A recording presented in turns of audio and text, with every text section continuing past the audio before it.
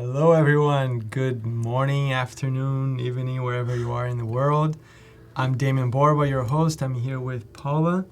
She's gonna introduce herself in a bit. Super happy to be back to the live stream. I've done these things like way back when they were in the very beginning. As some of you know, I work on XD since the very beginning. I was the third product manager on XD. We're gonna be using XD today. And yeah, today is a full day. We had some great things already. We had, I don't know if you can see the agenda there. Yeah, so today on Adobe Live, we had the Daily Creative Challenge with Photoshop, and then the drawing and painting there with Anne. And we saw Howard going crazy, super well there, showing a lot of tricks and tips there for XD. And now we're gonna talk about prototyping. Before we start, just let us know where you're tuning in from. Let's see there, we see people joining. Stone, hello Stone, hello Hannon, Boba Cafe. How are you guys doing today? Let us know. We're live from San Francisco. The weather is great here, surprisingly, like super sunny and nice. For me specifically, I'm very interested in hearing your feedback on XD as well. So if you want to share your feedback, positive and constructive, please do. And we're gonna use that to inform the product team, the engineering team, and keep listening to you since we do it from the very beginning. I see Adriano there saying hi. All right, so just to review the plan for today, we're gonna be doing portfolio reviews today. Tomorrow we have the creative challenge, but for today we're going to be reviewing a couple of designs and prototypes there in XD. Towards the end, we're going to see Paula do a full lap design here based on a very interesting topic. We were talking about that. That was great. And that's the plan for today. We have some surprises, so make sure you stay tuned. We have some prizes to give away during the stream. Paula is from Atlanta. It's there. Yeah, let us know what you think of XD. If you have challenges, problems, feedback, this is really for you guys. So let's use hello, Richard. All right, so I think it's time to learn more about you. Can you tell me your name, a little bit of your background? Maybe we can see your screen there, and then learn more from you. And thanks so much for joining us here today. Thank you. Hi everyone. So I'm Paula.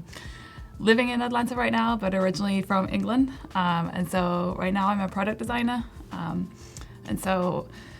Currently product designer at Square, but previously I've worked at Microsoft, and then also in a few agencies, AKQA, over in Atlanta too. Small agencies, yeah. Small She's very humble, as well. Yeah. So I've been with Square for about 6 months now, and that's over in Atlanta.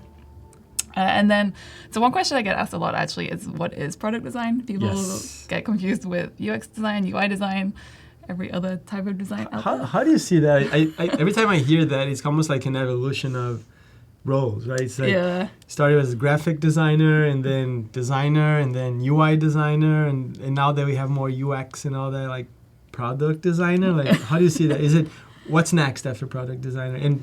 What's next? That's a tough question. Yeah. I don't know what's next after product design. How do you see the evolution? Like, what is product design for you? So to me, I think one of the nice things about product design is it's different for every product designer. Like, for me, it's a big, like UX and UI design is a big part of it. Yes. But then there's also like the research side of it. Yes. So big, so important. Yeah. Prototyping side of it, like design systems is a whole different type of product designer still. So it's a big topic, yeah.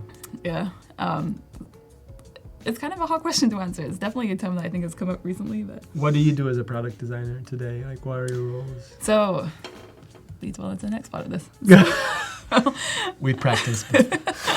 A big part of what I do is UX and UI design. That's both like at all the companies pretty much.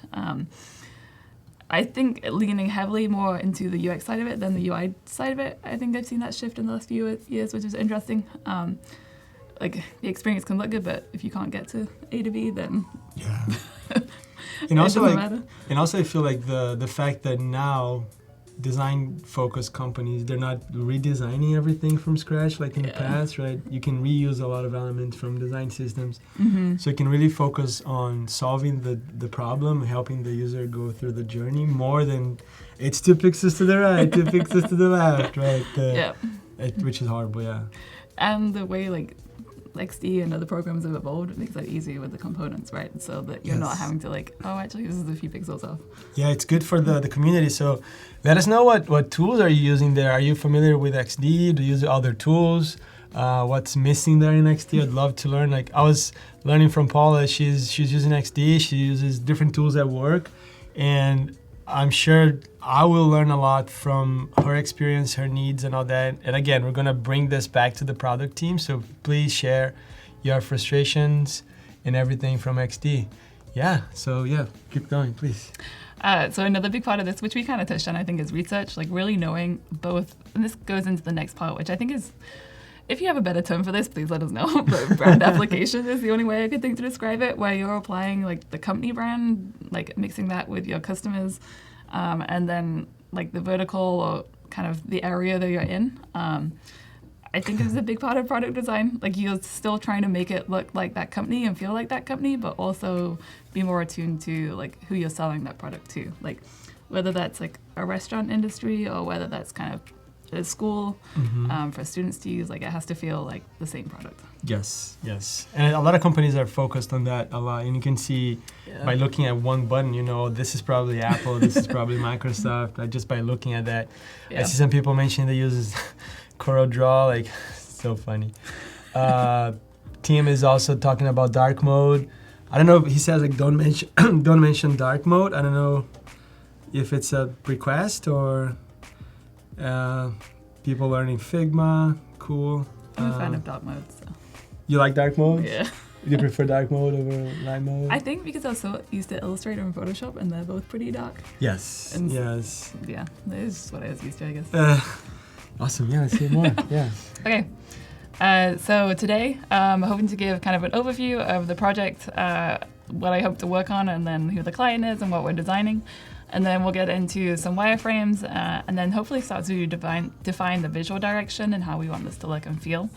And then tomorrow we'll recap, finalize the wireframes, and really build out that visual direction and the high fidelity designs, and then get into the prototyping and seeing where we can play with the interactions, maybe animation part of that too. And then any finishing touches, but I feel like finishing touches is that cycle that just goes on for years. So we'll see how that goes. That's awesome. Yeah, it looks really exciting. I'm super curious to learn about her process and how she goes through every phase of the design process. I see some people there, Paul Traney, trying to create some noise there with dark mode. Go, Paul. Dark mode is a big request, but it's not in the roadmap as far as I know. There's so much more that we need to accomplish first, and you can't even have a preferences panel in XD yet. And the goal there is to keep it as simple as possible so anyone can use without the need to have a preferences panel. Happy New Year, Paul. I see Jen as well saying Happy New Year. Where are you guys tuning in from? I'd love to see the countries and cities you're tuning in from. How is design in England? How is it the design market in England? So when I was in England, I was studying fashion design and photography. So different side of design completely. So I'm a little out of touch with the graphic design. The product design. Yeah, that side of it. But I imagine they have some good stuff. Nice, yeah. I visited AKQA there. It was huge, like in London. It was very, very good agency there. The whole office space is pretty nice. Yeah, it was beautiful, beautiful. I see Jan from Norway. Hey, very good. It's probably night there right now. Yeah, right? pretty late. In the day, yeah, cool. Palestine, Hanning. Do you guys have questions for us? Expectations, things you want to see her covering here? Like, let us know. I see Dustin saying he uses Webflow. Webflow is a nice tool out there. Vlad and his team, they did an amazing job there. I hope to see a Webflow plugin for XD. We're talking about plugins before the stream. XD has close to 200 plugins now in just a couple months. Yeah, and we have even like a fund for developers that want to develop plugins for XD. And I'd love to see one for Webflow. So if you're up for the challenge, we can do Peru, Paul, hey Peru, Seattle, Katri, I don't know how to say that name, Katri from Seattle. You lived in Seattle, right? Yeah, I lived in Seattle for 3 years. How'd you like it? It's not too different from England. So. Yeah, in the sense of rain or in the sense of... In the sense of rain, there's also a lot of British people there. Really? Yeah. Oh my God, I had no idea. You can buy baked beans in the grocery store. Wow, that's interesting. Yeah, I'm from Brazil. It's just too cold for me. I live in San Diego. It's like, that's good weather for me. Even San Francisco, today is beautiful, like super nice, but it gets crazy around here. It's my first time in Seattle at this time of, in San Francisco at this time of the year, and I didn't really believe people when they said it's the same temperature all year round. But Yes, really yes, especially during summer. It gets crazy during summer.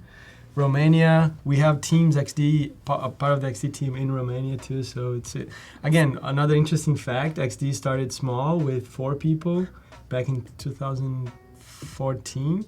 Now, if you combine everyone together, it's more than 300 people all over the world. They have teams in Romania, India, here in San Francisco, people remote in the US. So it's a big team. It's a lot more than just a tool now. It's really a platform. yeah. And you guys are really helping us build XD. So thank you so much for the feedback, for all the constructive feedback. It's always an opportunity for us to improve. Yeah, so this is great. Tim is, Project Sparkler. That's the initial name. Do you know why Sparkler? No. Did you use Fireworks? No. Yeah, so a lot of people that used Fireworks before, you're probably designing dresses back then. Yeah. There was this tool called Fireworks, and it was very popular. And then we started XD, and the code name was Sparkler. So there's a little relation there. Atlanta, another guy from Atlanta, Kevin. Hey, Kevin. What's the weather like there in Atlanta right now? Leo, Bucharest, great team. Awesome. Yeah, so how about we get started? Want to start with the project overview? Yeah. And she's using XD to go through the slides, so almost like presentation mode in XD. Okay. Awesome. Let's just close it. So what we're redesigning is an app. It currently exists for Sweet Hut, so anyone in Atlanta, hopefully you've heard of Sweet Hut. They also have a few bakeries and restaurants in Texas too. But they just launched the app not that long ago, I don't think. But we're going to look at how we can better facilitate ordering through the app and just improve the general usability of it. And then also, how do we improve the branding, make it more kind of pleasing, really give the vibe that people get when they go into the store, mimic that in the app. Taking into consideration the brand and their customers, who's using it, where they're using it, why they're using it. And so to dig in a little more, Sweet Hut is Sweet Hut. It is very pink, purple, very bright, in the best way possible. Very loud. Yeah. They want it to be noticed. Also very tasty if you're in Atlanta, so highly recommend it. We also have a loyalty program, which is we'll be looking at as part of the app, where you sign up, earn points, and then you get rewards based on how many points you have, and you can use that towards your next purchase. They have a range of items for sale, so bubble tea and different types of tea, every kind of tea. I still don't know what half of them are. Do you explore them all, or just stick? What's your favorite? The honey jasmine. Let's see. With the, I'm going to mess this up, lychee jelly. Nice. But they have a big selection of pastries, desserts, and then snacks, sandwiches, salads. They open early, stay open late, something for everyone. And also pet-friendly patio is what I realized they have on their website. So you can take your dogs as well, leave them outside. And so this is, if anyone has any questions on this. Yes, please let us know. Yeah, are you familiar with the brand? As you see it, if you have suggestions, for us to take here, let us know. I see more people there. Hey, Richard, Happy New Year. Yan, hello, Happy New Year. Bawana, hello. Yeah, it's nice to be here. This is the first day of streaming for Adobe in the decade. So no pressure. Yeah, this is fun. I'm honored. Yeah, cool. Yes, let's go. So this is just kind of looking at some of the assets that we have in case we want to use them. We don't have to use them at all, but mostly what they have is you can see it on the cups, on the card, even on the plates, and then any kind of takeaway boxes. So these are really heavily used in the printed material side of it. But looking at creating kind of a simpler version of this icon, just in case, something that might be more applicable towards a mobile app and that smaller screen space, but that still feels like their brand. And then we have a couple of illustrations. This is kind of a range of the food that they have and illustrations that we were currently using. Nice. Again, we don't have to use them, but you never know. And you said you were big in Illustrator before too, right? Yeah, I used Illustrator a lot in the past. And then, again, just general app icons, navigation. So nice, so clean. Products. Multiple ways to show the different types of tea. Not easy, but we'll see how well they come across. And then looking at different fonts we could use. Very open to this. Someone that's actually familiar with Sweet Hit. Nice, Kevin. Yeah, I think Kevin mentioned the weather is real. Oh, you're missing the good weather there. It's not too bad here. And so for the fonts, again, I like contrast. I like to kind of try to push things to the extreme. So something like this is maybe not what their brand is right now, but does it make sense? Can we use it? I like the playfulness of this. It's kind of has that wideness to it most fonts don't have. I don't know how well that's going to translate to mobile, but we can see. If anyone has any suggestions or preferences. What's your process like when you pick fonts? Like you mentioned you like big and small, like big contrast. What happens there in your head? Like what's your process? So I went onto the Adobe Typekit before this and then just went through any fonts. So I typed in Sweet Hit and then just try to see which fonts I liked. Did you see anything there? Yeah, so I pulled these from there. Oh, nice. But after a while, that word Sweet Hit just kind of, it doesn't look like a word anymore when you've seen it so many times.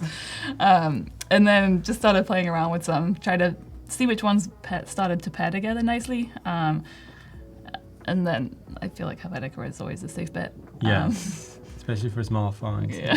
Small text. So...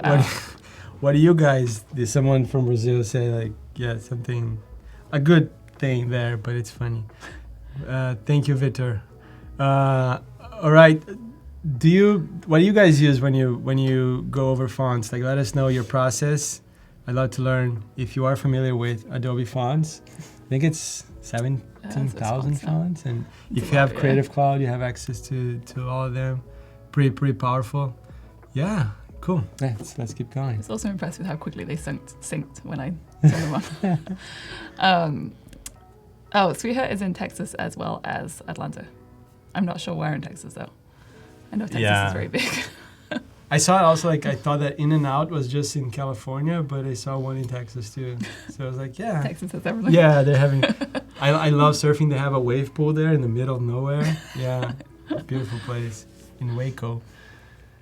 Hey, Rodrigo, Hunting. Yeah, what do you guys do when you pick fonts? What's your process? So for the fonts, just to kind of go over that again, I honestly just pick as many as I want. Like I don't necessarily have, like I'm definitely going to use this one. And so this was just a selection of ones that I found. But if we get into the prototyping or kind of the visual side of it, and these don't look right, definitely go back and revisit type. How do you do when you you like a font and you do a lot of things there, and then 2 days later you look at it like, it's not what. How do you deal with that? Like you find a letter and you don't like that letter anymore, and it's like, damn it. Just go back and change it. One very important point here for the stream as well. We're gonna be doing portfolio reviews today in the end of the stream. So if you want, just click on the portfolio review tab right there, and just submit yours there. We're gonna pick 2 to review. And yeah, if you're seeing this on YouTube, please go to Behance, and that's where the chat is and everything that we look at. So make sure you're on behance.net/live. Oh, Zach is saying he loves to see how fonts exist in other uses. He chooses a style in particular font, then check fontsinuse.com. Have you heard of it? Definitely will check it out though. Or just scroll Adobe fonts and choose a bunch, then narrow them down. Yeah. There's an app for Adobe that's from Adobe called Capture. I don't know if you heard of it, for iOS and I think Android as well, where you can take a picture of any font, like in the real world, and it finds a similar font for you in Adobe fonts. Ah, nice. So, and he also adds to your library, so you can start using right away. Pretty interesting. I kind of want to try that with my handwriting and see what fun it is. Yeah, awesome. So I think it looks like Tracy asked, do we build out a style guide before the site? This is kind of as much of a style guide as I would build out before building the site, or the app in this case. It changes a lot, and so I feel like if you build it out before, then you're always going back and editing it and then going back to the site. So I have a rough idea. Definitely if I'm presenting it to like either an engineering team or a client though, it's helpful to have that style guide built out, especially for engineering. It makes it a lot quicker for them to be able to reuse components. Not to be like a limitation, but how do you prevent something that, let's say a font, do you check if it's a web font, if it's something that can render on iOS or Android? How to do that? Or you just go with anything? I just go with it and then you discover, okay, interesting. You have to be okay with going back and editing and making sure that like if it isn't appropriate, being up to like open to changing rather than being like, no, we have to use it. Yeah. But I think that's kind of where the style guide can come into. So say you have a font, maybe you have a different font for, maybe not ideal for having a different font for iOS and for Android, but like for web and printed materials, I think that's fine. Yeah, that's so true. Eric's saying there's an in and out in Utah as well. That's great to hear. Amy from New Zealand. Wow, that's amazing. It's probably tomorrow. Yeah. She's in the future. Yeah, thanks for tuning in from tomorrow. Awesome. Richard, yeah, a lot of good things there. Yeah, if you have questions, use the chat. We're here for you guys. Yeah, let's keep going. Colors. Yeah. So again, like colors, all of this I think can be changed. It's not set in stone that this has to be what we use going forward. The colors, so the primary colors, these are colors that they have in the store, both in the like actual physical interiors of the store. I think these tend to be kind of towards the darker colors with the light countertops. But then a lot of their branding, their logo is this kind of bright pink color. And then I looked at adding secondary colors onto this. So how can we kind of still make the app bright and energetic, and maybe push the boundaries of the colors that they have, especially if we're looking at using like illustrations or anything else. Or even like in an app like error messages or like different kind of icon or call to action buttons. Like sometimes it helps to have that as a different color just to make it stand out or call attention to something. And so having these available helps, but again, we might not use all of them, we might add a couple more. And then I like to do this kind of balance of those colors, just so, because here you see them and they all have equal weight, but we're not going to use them all equally. So like I imagine there could be a lot of kind of this white space, gray space. I love that balance analysis. Yeah, that's so cool. And then these secondary colors, just making sure they keep secondary. What's the mentality behind this? How does it work? Like, how do you create that? I think it's more so like a reference to keep myself on track, that I don't go too far down the line of like, we have all these colors and we're going to use them everywhere. I love it. Yes, so nice. It's the first time I see it. And sometimes it just looks good to have the colors. Yeah, and like the amounts that you're planning to use, that's so creative. And I can say there is no scientific calculation to these. Like, I don't know what pixel size they are or what percentage width they are, but just visually, like what feels right. That's very cool. Someone likes the blue.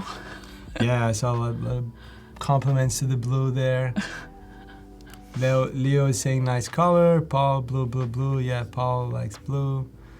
Amy, nice. Yeah, thanks for the feedback. Any suggestions on how to improve, take it to the next level? Adriana is saying that yellow, is there any font segment? No in font for you? I don't think so. I think there is a right time and a right place to use a font. I can't say there's any font that I would never use. There's some that I might lean not do you like It depends on towards the using? customer too, right? Yeah. Like if you have like Square, for example, you're not gonna go crazy. There's a strategy there in place already, right? Especially in product more so. Like advertising, I could see pushing that a little more. But in product, you're mostly trying to get someone through a task, and so you want to keep it clean. Awesome. Papyrus might be a tough one to use. Nice. Cool. And I would say there is never too many fonts that you can use. Like again, the right time, the right place. But I wouldn't say you have to stick to 2 fonts. I'll stick to 3 I heard fonts. that too, font rule a lot of times. Yeah. So you go more if you need it. Yeah, if you need it, I just go for it. Interesting. Sometimes it helps to have limits, especially maybe if you're like kind of learning the ropes still. Mm-hmm. But I think if you feel comfortable pushing that, just go for it. Just do it, right? Yeah. And yeah. I think today is a lot more about, as you said many times, having the user complete the journey in a very fast and successful way, so he or she can get value and like maybe time back to do something something else, right? It's so important. In 3 minutes, if you're still around, we're gonna do the chat and win. So someone will win 100 stickers from Sticker Mule. So stick around. We're almost there. 3 minutes. Cool. Zach is asking a question. I'll repeat the question. So color contrasting and accessibility, I do think is really important. But I don't tend to track that early on, just because sometimes it kind of limits the colors or they don't feel right. That's kind of more of a thing that I'll do at the end, is go back and adjust the colors. I think normally you can kind of adjust them so that you still have that same feeling and that same like aesthetic that you were going for. But I think making sure it's accessible is still important. Yeah, and for people using XD, there's a plugin called Stark, where you can test for contrast, test for color blindness. There's a lot of good, safe things there for you to use. So, yeah, I agree with you. Let's go broad, and then later you can narrow and converge. Awesome. And I think also with accessibility, part of that is more so like, don't just use red and green, like use icons to say yes and no as well. Like I think there are other ways you can help improve that contrast, like with color and without color. Totally, yeah. There's a lot of opportunities there. So Rodrigo is saying that he has the same approach for every project: style guides, then typography, scale, shadow sizes, basic UI element. It's pretty much the design system, like building process. Yeah. Another compliment from Richard there, saying your color selections are great. Hotter than hot pink, is that legal? Nice. So another thing that's important, I started off with just these like base colors, and I would always find that no matter the project, I would always try and find a shade or like a tone of that color. And so I started off just including that here, so I just have it referenced if I need it. I don't know why I always try finding like a different shade of the brand color, but yeah. I think there's a plugin for XD that does that. You can have like 2, like start and end, and then it does the multiple shades for you, so you don't have to do that manually. That's nice. Yeah, but it's good. Yeah. How do you vary the shade? Is it most like brightness, or how do you go about that? Just eyeball it. Oh, really? I try and keep all these colors like a consistent kind of hue or like tone. So like some of these feel like they have like more muted color. So making sure that's consistent, and then the same above and below. Yeah, I need to kind of create a map for users to see where the eyes need to go. Yeah, I like that. So that's more the basic path to get there. Cool. It's almost time for chat and win, and we're gonna see how one person will get 100 stickers from Sticker Mule. With the custom stickers, they can have anything. So yeah, so let's go there now. We're gonna play a short video, and we'll be right back.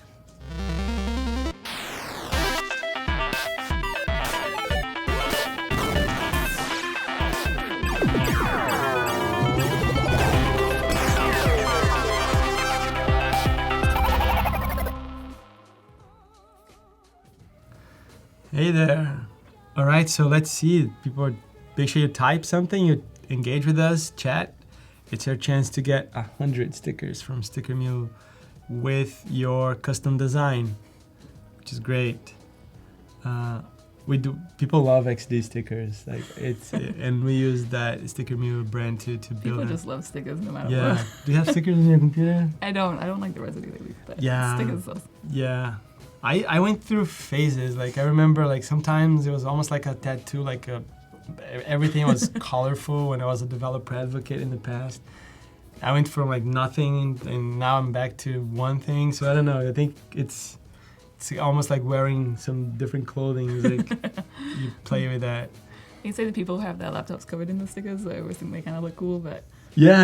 I feel like I'm not that cool. Yeah, it's almost like you're. At one point, I was like, yeah, I'm forcing. Like, look, I like this, and this. But at the same time, it's cool to have it, and yeah, it's crazy. You'll never be happy. I think you're always evolving and trying new things. Yeah. The good thing about stickers, you can remove them. It's not like a tattoo that if you don't like, then... True. Yeah. Nice. So Zach is saying he needs a sticker. Dustin. And if you're joining now, we're learning about the challenge. Rings up. Oh, yeah. So the winner is Leo Lutia. Congrats. You just got a lot of stickers from Sticker Mule. All right. Congrats, Leo. Where are you from? Is it, sounds like there's a lot of Leos in Brazil. That's what I'm asking. Cool. Some people are having stickers there. Awesome. Congrats. All right. So let's keep going here. Again, if you have feedback, if you have questions for us, let us know. Yeah. Not only on what we're doing here, but also like in XD in general. If you use XD, let us know things you like, things you don't like, things you want to suggest. We're always looking for feedback. And yeah, please use that opportunity. Again, this is really for you guys. Congrats, Leo. All right, Romania. So yeah, we're gonna send stickers all the way there. That's awesome. Yeah. Cool. So let's keep going now that we saw color. Oh, another thing. How do you deal with the British and American extra U and no sometimes Y? Always a you. Yeah. How does it work at Square? Luckily, I don't have to like type it out in the product Oh, itself. nice. Just when you're That's messaging funny. people, so I saw it okay. like boom. Yeah, I was wanted to ask someone from there like, interesting, cool. It's also other words. I get confused, and I'm like, is this the British version or the American version? Like, my brain can't separate the two anymore. Nice, cool. All right. So one thing I like to do before kind of starting to build it is just to see what the impression of the brand is. And so in this instance, right here, I just kind of went through Google reviews for Sweethead. So nice. And this is my favorite, made for kings and queens with a late night sweet tooth. Whoever wrote that should go into copy or writing. It's really good. The general feel of it was just that it's a welcoming place, a place to hang out with friends. It's friendly. There's a good variety of food. Totally Not worth serious at all. Like, yeah, it's really, Yeah. really fun. And bustling, I feel like every time I go in there, I know it's pretty busy. No matter the time of the day, whether it's like 8 a.m. or 11 p.m. Wow. And so how can we make it kind of this like comfortable, enjoyable, memorable, friendly feeling? Like that's the feeling we want to replicate within the app from the store. And so summarizing this a little bit, what is it and what is it not? So it's a bold brand. They're not afraid to go with this bright pink, this purple, and just kind of really push that. And so they're not shy of who they are, which is a good thing, and we want to keep that, maintain that within the app. They're outgoing, but they're not kind of in your face and like trying to just be in your space, I guess. They're fun and respectful at the same time. Yeah, cool. And so they're bright, but they're not blinding, which is a little similar to the outgoing. They're not. Don't go extra pink. Yeah. Yeah. Hotter pink. Pink text on a pink background or with a pink drink. And then they're honest. They're not kind of trying to be like organic, healthy. Like they're not trying to sell you on any of that. They're just trying to make you feel good. Like you have a bubble tea or a coffee. That's what you want. That's what you get.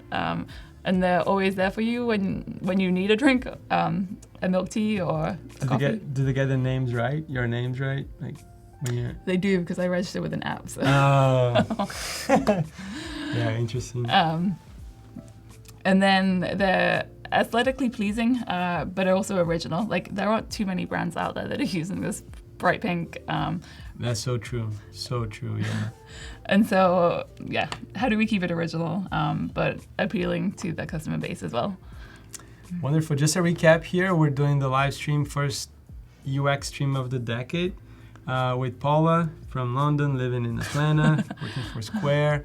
She's using XD to design this mobile prototype for this great brand. We're gonna review portfolios in 50 minutes, so make sure if you're interested in having your portfolio review, we're gonna select 2. Just go to Portfolio Review tab here on behance.net/live and choose Portfolio Review, submit yours there. We're gonna pick one. Let's see if we have questions there. Life is too short. You should order it. Remember, that's fun. People interacting. There's a lot of people wanting XD stickers. Yes, stickers are so big, yeah. And again, another thing, like, if you really want XD stickers, just a little tip there for people interested. The XD team is really active, especially on Twitter. So if you use hashtag Adobe XD and you bug people there for stickers, I think there's a chance something will happen. Just saying, yeah. We're really active on Twitter, yeah. Cool, let's keep going. So looking at inspiration, pulling up other apps, as well as Sweetheart itself. So this is some of their like marketing, branding, the videos, the store, and then looking at not necessarily competitors, but people who have food ordering apps as well. So I think Shake Shack.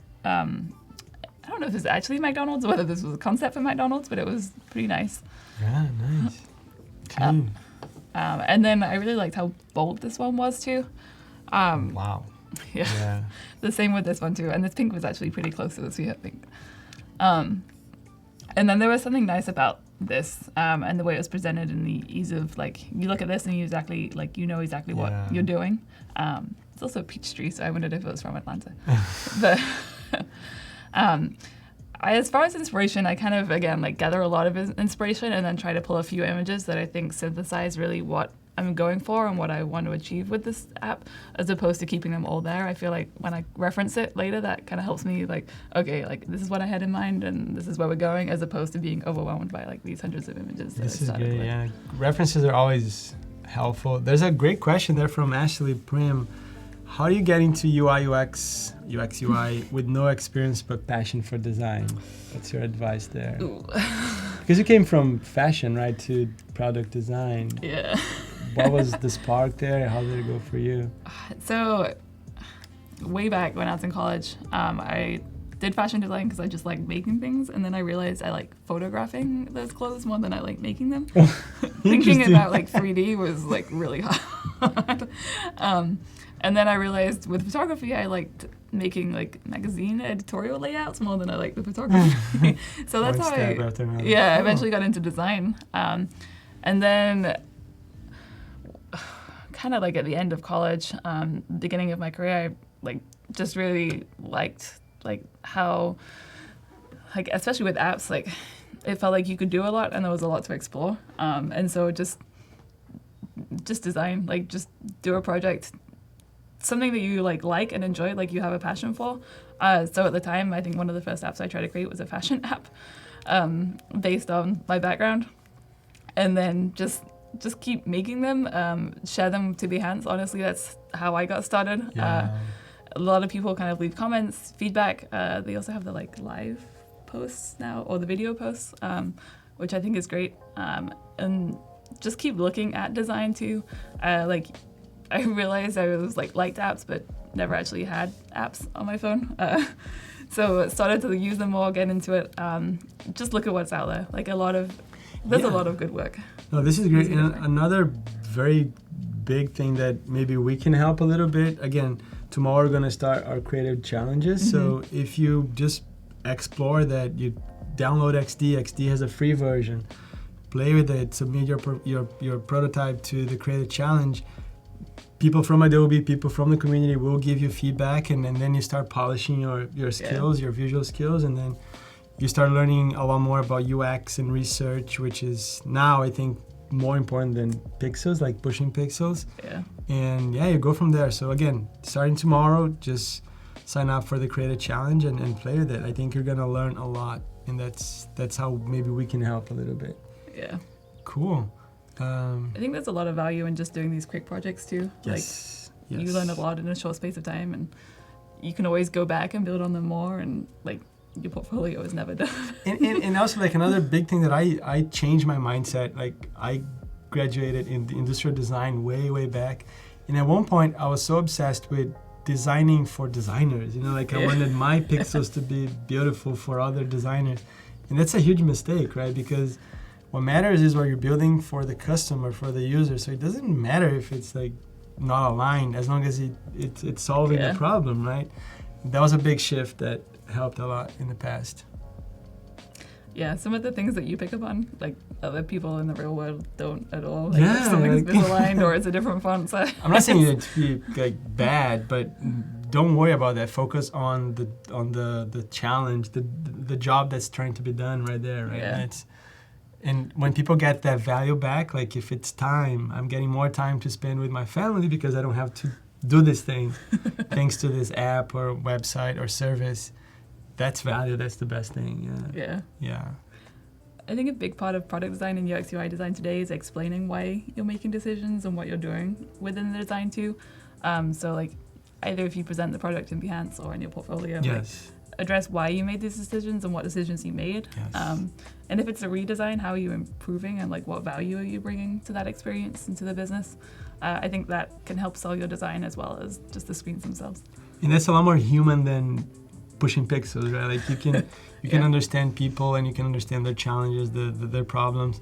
Another big recommendations that I do is never fall in love with your work, like with the solution, with the idea. Fall in love with the problem, which is really important. If you solve the problem, if you're really passionate about solving that problem, you'll be successful with UI, UX, PM, product management, and all that. So that's really, thanks for sharing on that.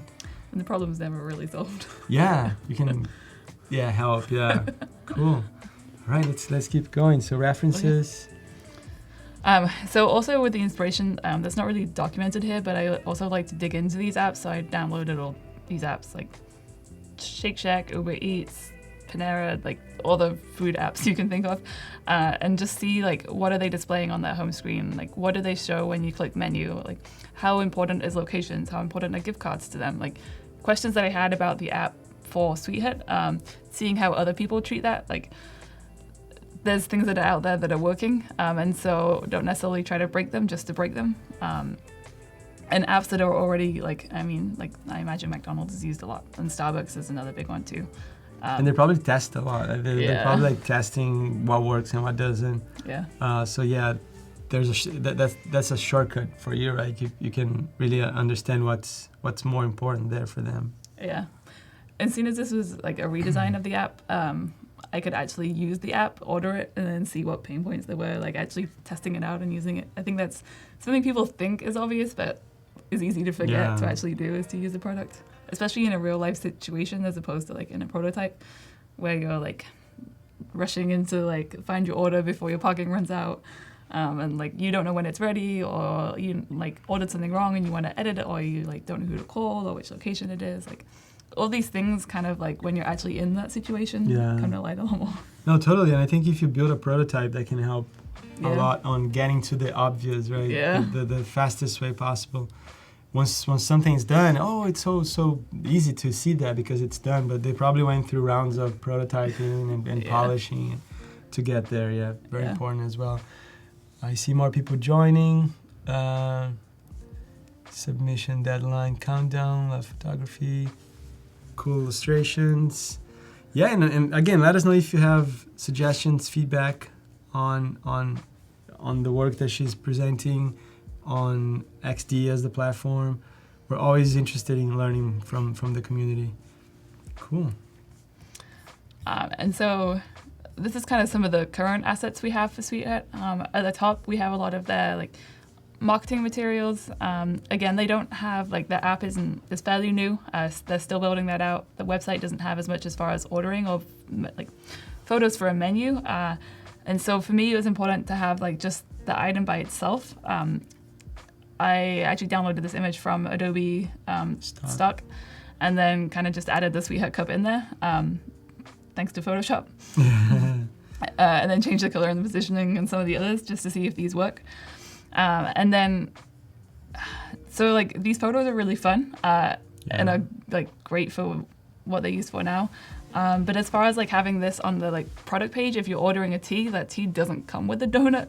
And so I was worried that it would look like you get a donut every time you buy a tea. So healthy. I mean, it's really pretty.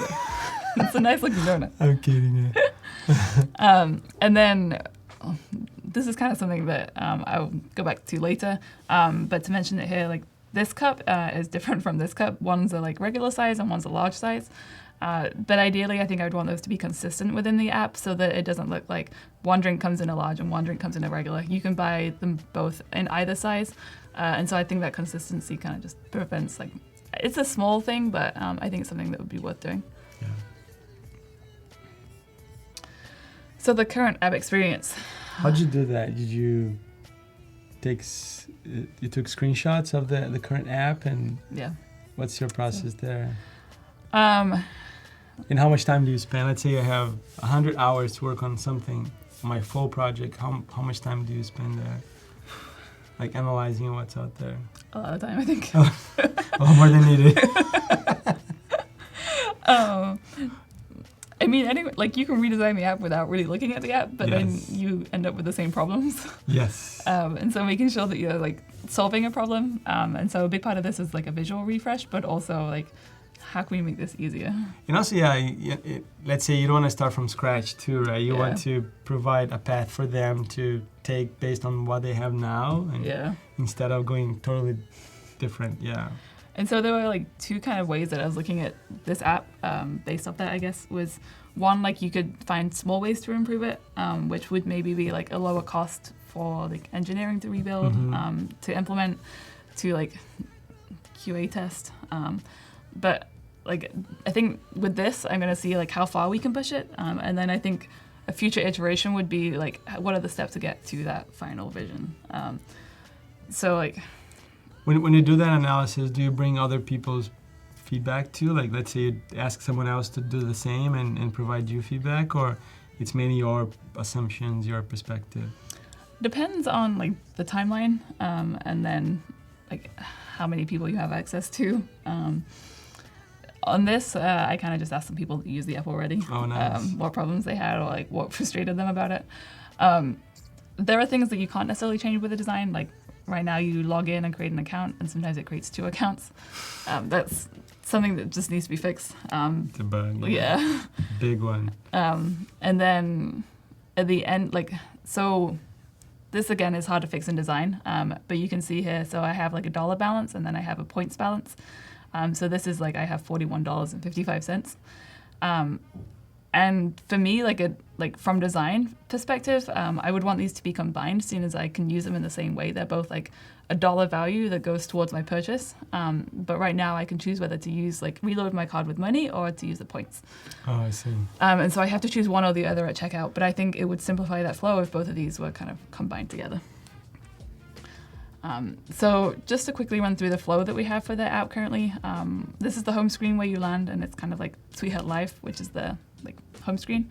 And then you go to the menu, you select the multiple different drink selections that they have, and below this is their food selection. So you select the tea, you get all the different types of tea. This one is my favorite, honey jasmine.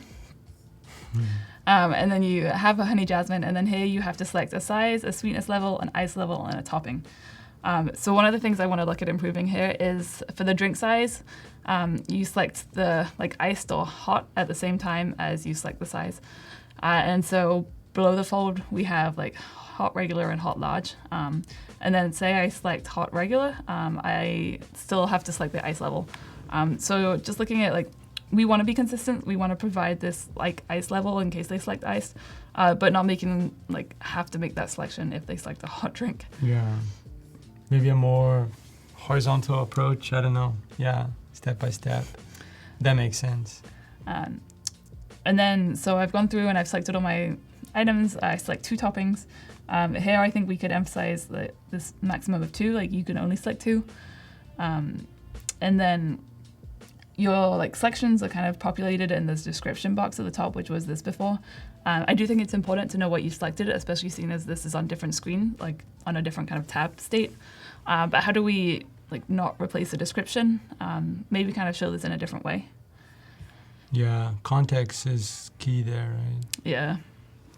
And then when I add to cart, so once I've gone through all this, I get this add to cart button, which again, I want to make clear, like maybe this is by having defaults too, so the sweetness level and the ice level is just set to normal, like, and you can plus or minus either.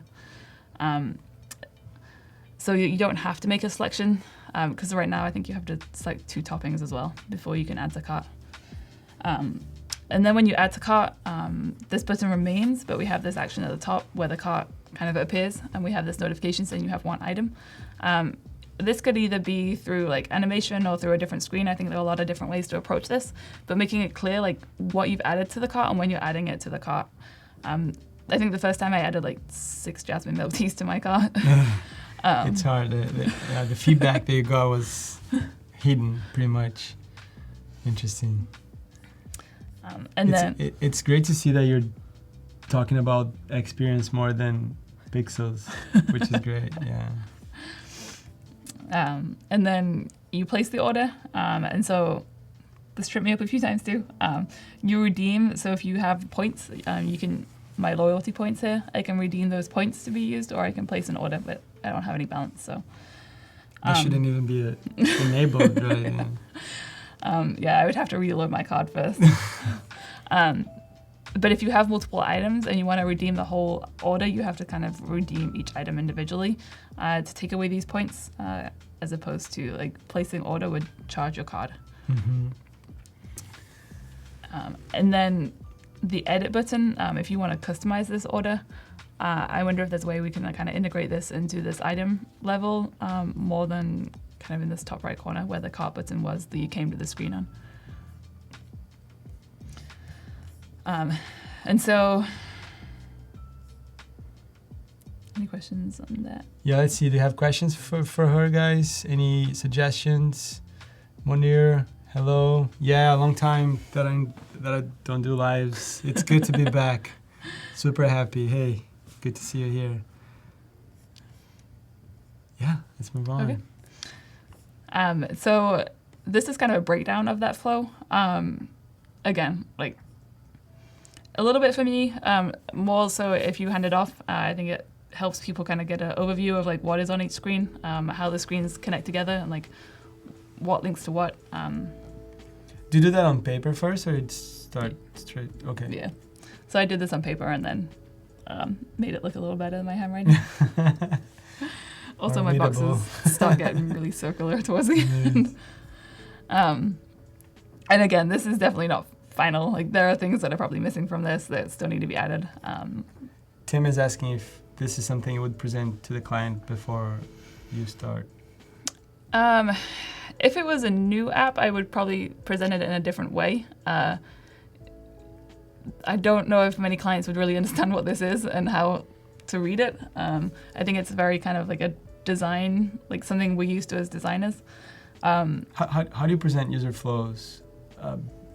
Knowing that can be a challenge, people understanding what a flow is. And I had the same challenge with wireframes the last time I designed like wireframes for a project. Yeah. And they took it as the final design.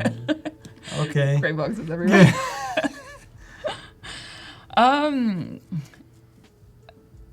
Just try to. It's really hard. Like no matter how much you emphasize, this is a wireframe. This is not what it will look like. This is just how it will act.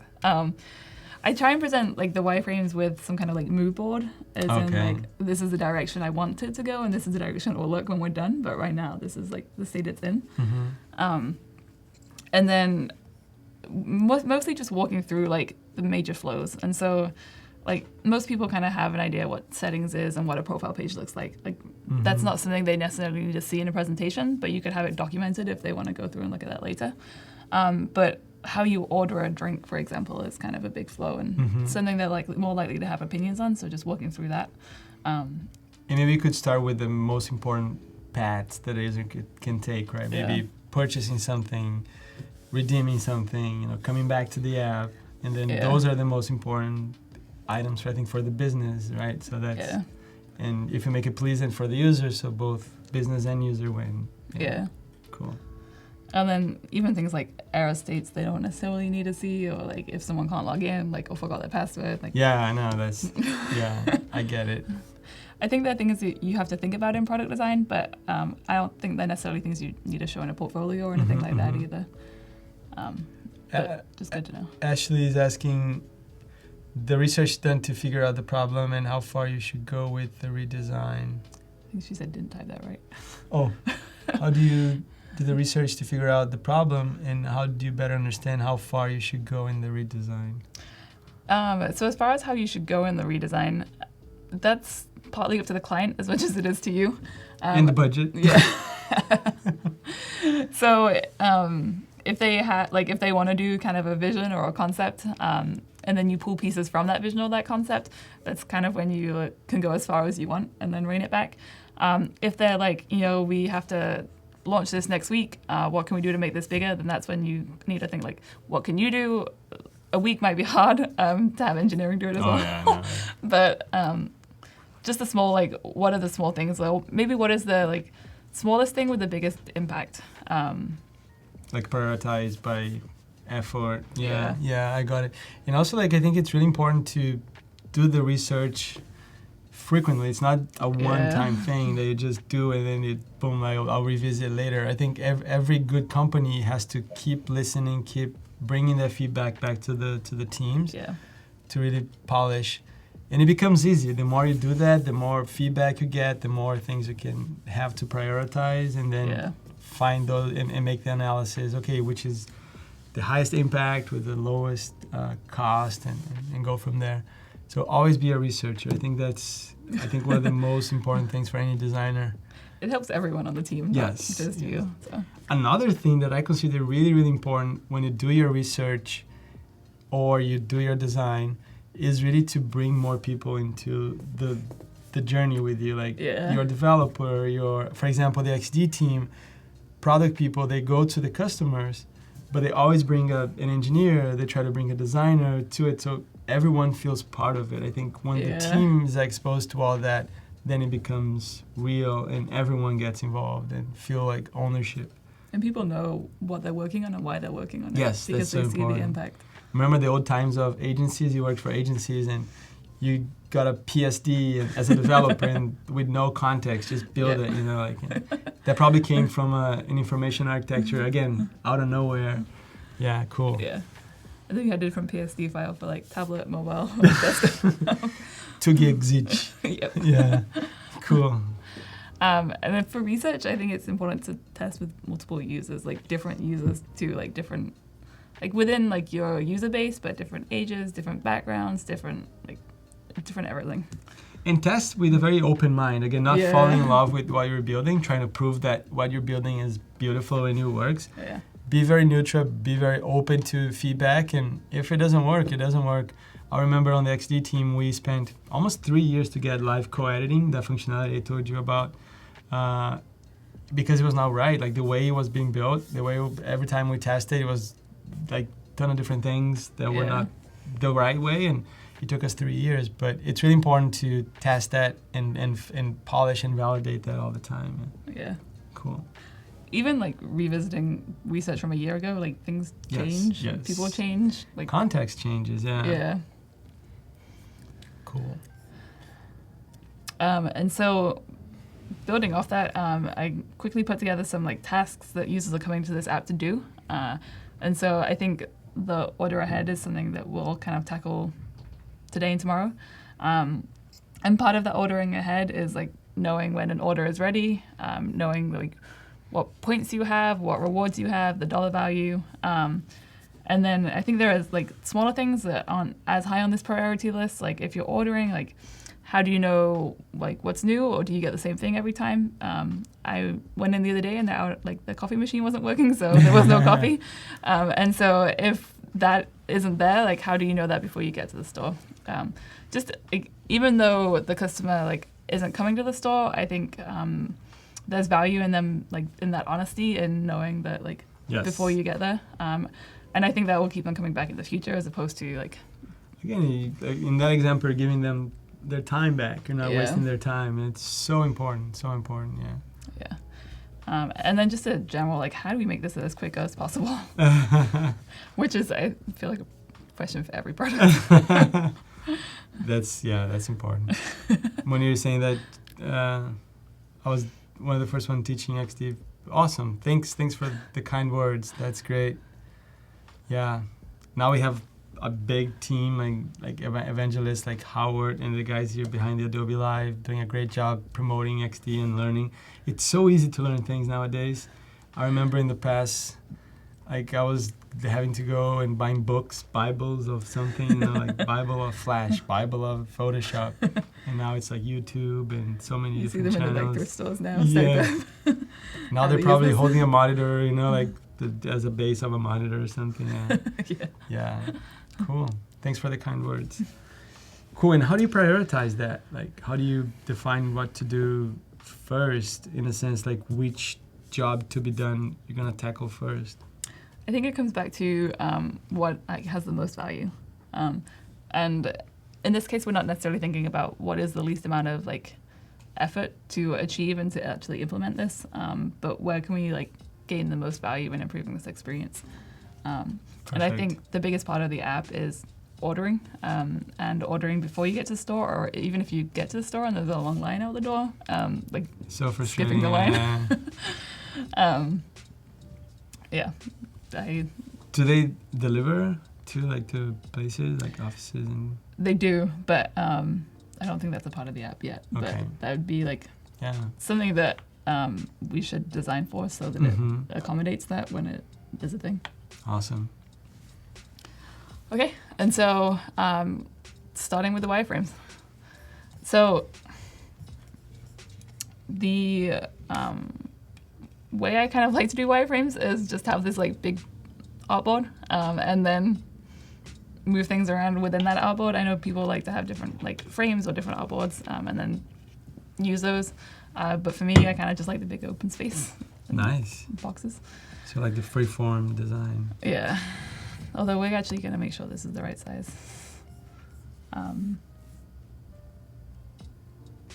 Which is the right iPhone? Which one? The Pro, the X? That's the most common one, the second option there. Yeah, okay. The Pro, yeah. I did not realize they had that many different types. It's so, there's so many now, it's crazy. And Android is even worse, like in terms of different sizes.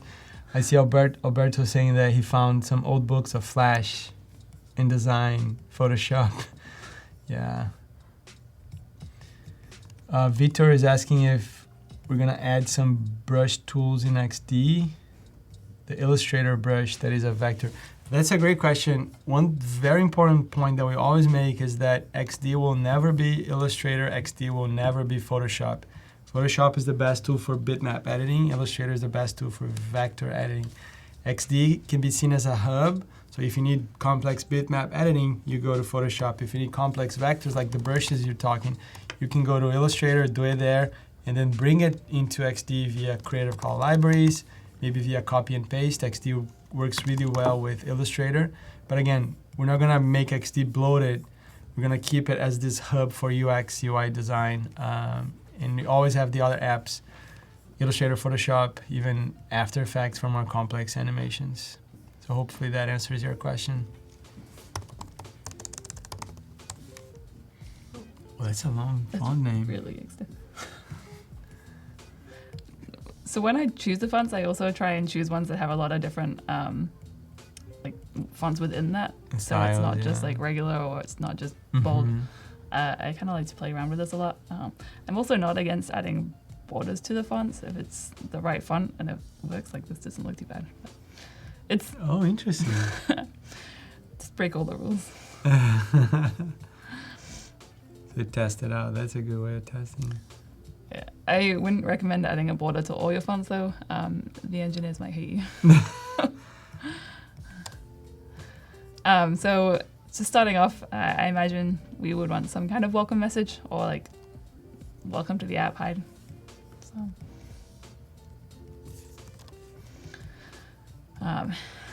So on the home screen, I'm just gonna pull in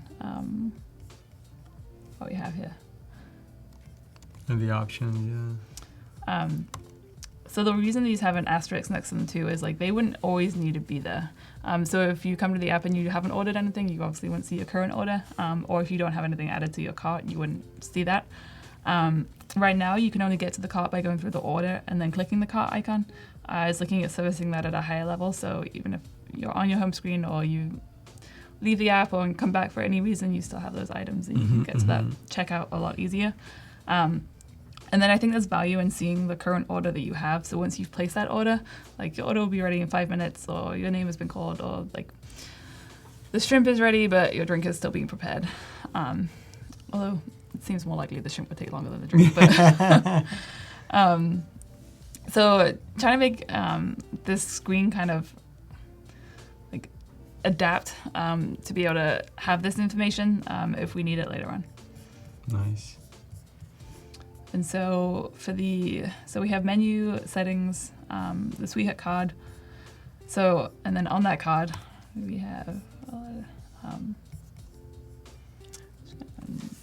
Question for you, how often do you save your files? I can say not very often. Yeah, now like the reason I'm bringing this up is that if this is a cloud document, it will auto-save it for you. Yeah. So if I make it a cloud document, You will auto-save, yeah. we're gonna do that. Just in case something happens, yeah. Not only auto-saves for you, but it also gives you the option to create versions. So you don't have to rename your files, you can have versions. And all the automatic save there will be a version, but you can mark specific versions to last forever.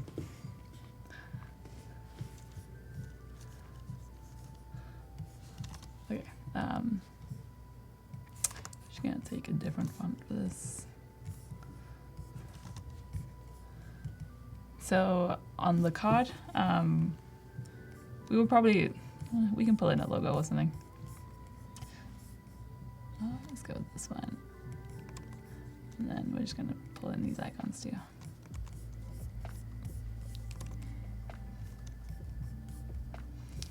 So this is your Sweetheart card, and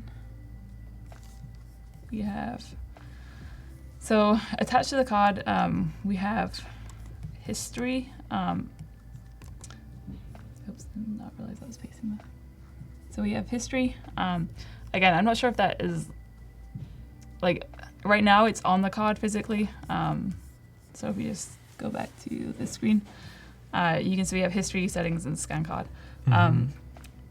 So scan card, I don't think is, like, you already registered in this case. We're saying that the user is already here. They have their card connected. This is if you had a physical card before the app came out, you could scan the card. But this seems like an action that you would have already done to get specific, to this point. It's not a key action in the path. Yeah. Settings, I think, could be attached to the whole account as opposed to just this card. And the same with history. Like, yes, it could be history attached to this card, but it's just anything you've ordered through this app in general. So that's history just for the card for now, or history for you as a user, the way it is now? For you as the user, I believe, because... Yeah, the position makes it hard to digest and understand. I agree. And then just looking at this, like, information a little more on this card. So we already have, like, the welcome message. I don't know if we need kind of to repeat More, yeah. my name. And the logo is everywhere too. And then this refresh, I think, is because the app sometimes doesn't load straight away. And so you'll log in and it won't have your username. It won't say how many points you have.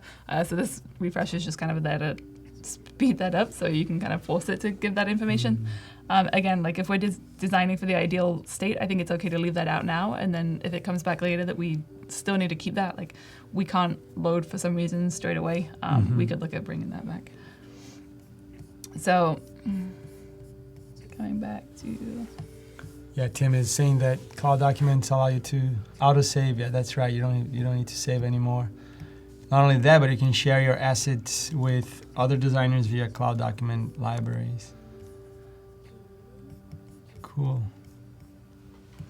Okay, so Where do you design your icons normally? Illustrator. Nice. Yeah, you can always open Illustrator files in XD. You can also copy and paste from Illustrator, and it works really well. Yeah, all these were copied from Illustrator, Nice. and I liked that it kept like the individual elements of this rather than just made it an There's image. a whole team dedicated to that functionality. Yeah, it's really, they're doing a great job there. And if for some reason you guys find problems with that, copy and paste, let us know, or importing, let us know. We're always looking for ways of improving it. Are you a shortcut person? Or are you mostly like mouse and... For the shortcuts that I have, like... Already there? Yeah. As far as learning new shortcuts... I liked that they were the same as Illustrator, and so I kind of just knew it straight away. Yeah. That like memory was still there. When people ask you what that shortcut is, though, and you like, I don't know what buttons I press. Yeah, I think if on the Mac, if you go to Help, you can type whatever you want, and it shows you the location in the menu and the shortcut. Yeah. Okay, so we have the sweetheart card. This is designing for the ideal state again, where the points and the like money is combined. Whether we need to represent that here as points or as money. I think when you add the money to the card, so you add $20, that would be 2,000 points. If we show that when you're adding $20, you're adding 2,000 points, I think it's okay to keep it as this kind of like reward number. But that would be a good thing to use a test is like, does this number make sense? And do people understand what this number is? And do people still feel like they have money on their card? But everyone likes to see that they have a lot of points. So. And when you say test, it doesn't have to be with 100 people, right? You can test with 5, right? Yeah. And you get that answer pretty fast. Even just like someone sat at the dinner table next to you, or like a student, or like it could be anyone. Yeah. And then, so this is my history. I'm just gonna move that on that for now. And then the menu. So I think the menu here is looking at, this could possibly be a chance for advertising in a sense that like, this is what's new. Or like, it could also be like, you ordered this the last 5 times. Targeted, yeah, I like that. And so like, how do we kind of just make it so that you can add to cart?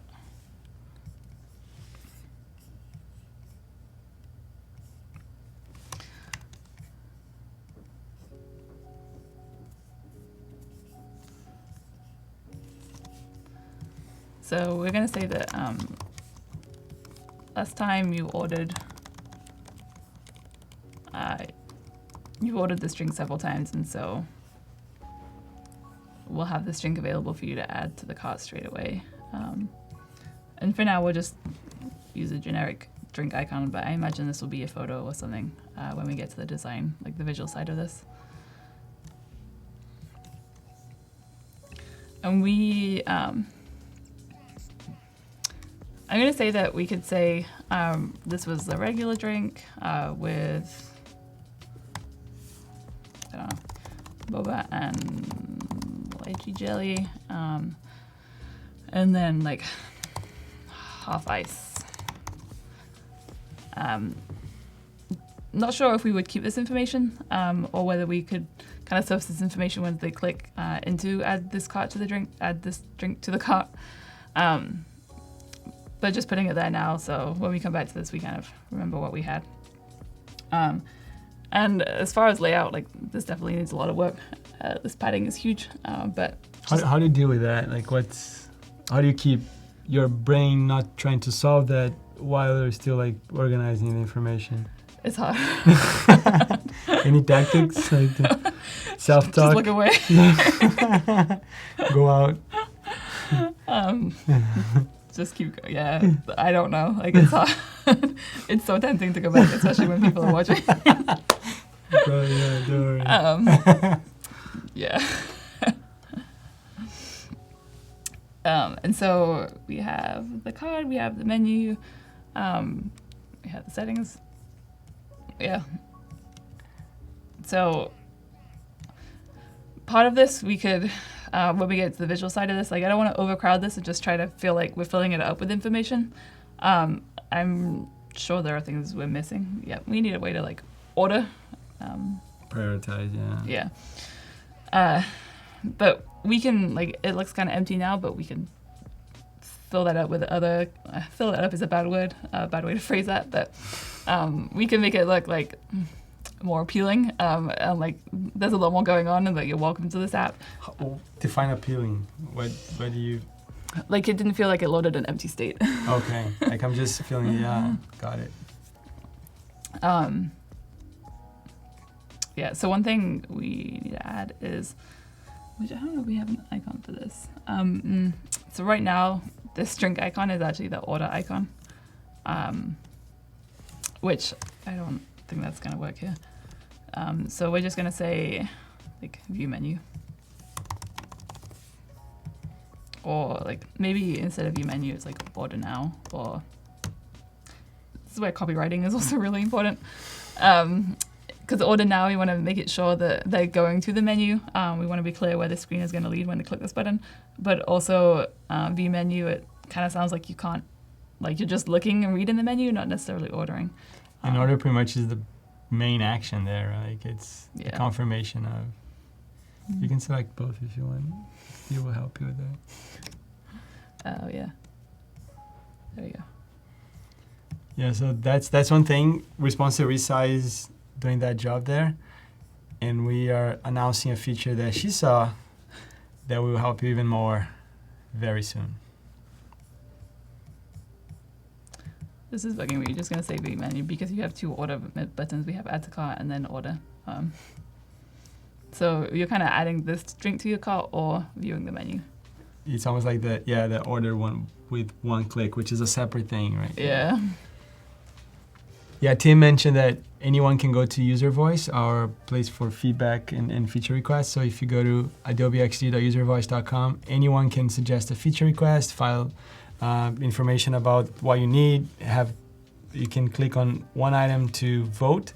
I don't know, I can show you here. Hey Paco, can I switch to my screen? Uservoice.com. Yeah, so this is a place where anyone can see feature requests and suggest feature requests. So anytime you vote on something here, you subscribe to that feature request and then you can stay informed. For example, when we ship this thing that started, you get a notification. Maybe you can share your feedback, your comment regarding that. So this is a great place for you to suggest feature requests and see where things are based on your needs. Thanks, Paco. So for user voice, this is maybe not I don't know if this is standard or not, but it's also a good place to find out competitors and what people think of their products and whether they like their products or not. Yeah. So I like reading like both like the user voice for the company that I'm working with or working at, as well as the competitor user voices. Oh, interesting. They use user voice for Square too. Yeah. Interesting. But there's a lot of good information from customers on that. It's a public backlog. Yeah. Right? Again, I don't know whether that's supposed to happen or not, but so right now I'm just creating a list of all the categories that they have. I'm trying to remember them off the top of my head. They have a lot of different types of teas. Munir is asking about any update about new features in XD. Very soon, that could be an answer. Yes, the one we mentioned here, as she resized that button. Yeah. And yeah, Rodrigo hinted there. So yeah, our January update is looking really nice. So stay tuned for that.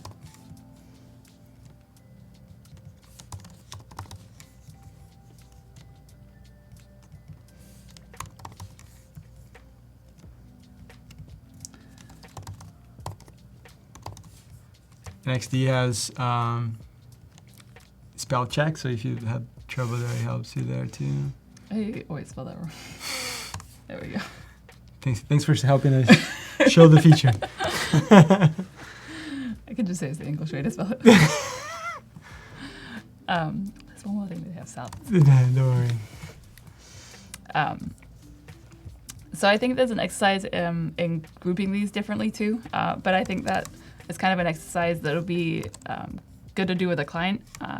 Like especially, I think when they set this up, they had a really specific order in mind. Like the cheese foam tea is kind of new, I think, and so my assumption is that they're trying to promote this a little more by calling it out at this menu level, this category level.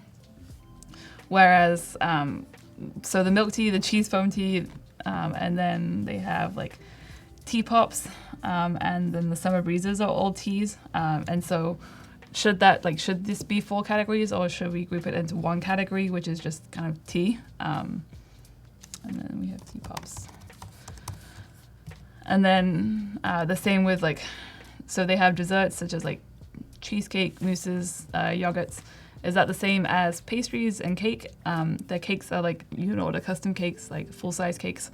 Again, like these are all kind of sweet things that could be classed as dessert. But when you order a cake, it's very different to ordering like a croissant or kind of a bun. So I do think that's kind of a separate exercise, is like, how do we group these together? Right now, like I would worry that this list is kind of long, and especially on like a phone that isn't the iPhone X, where the screen isn't as long. All the food would kind of be pushed off the bottom of this page, and making sure that people are aware that everything that they sell, I guess. And so we have icons for this, but for right now, I'm just going to use this same icon. Oh, look at that. Right. It would be great in action. The beauty of that, if that icon was a symbol, a component, I would call component, later on you can just replace by another component by dragging it on top of it. That helps too.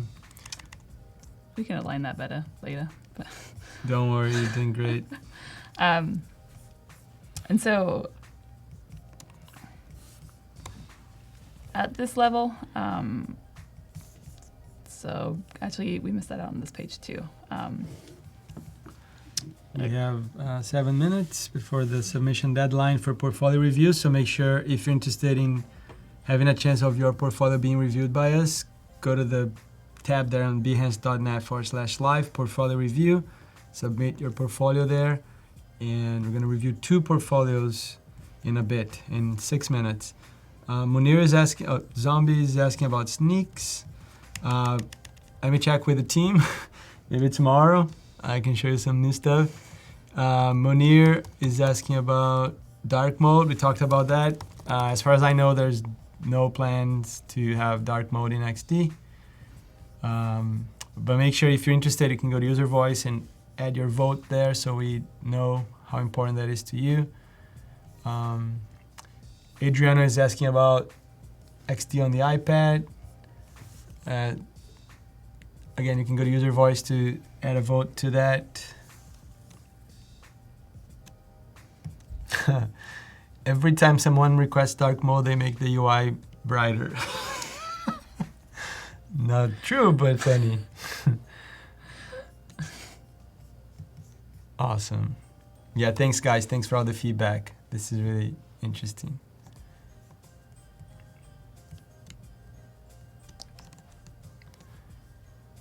We have 5 minutes, and then we're gonna stop the portfolio review deadline there. Any more feedback, pain points that you have there? Let us know. Again, just want to repeat that anytime you use the hashtag Adobe XD on Twitter, for example, the entire XD team can see it, and people will get back to you pretty fast. So make sure you engage with us. and you share your feedback.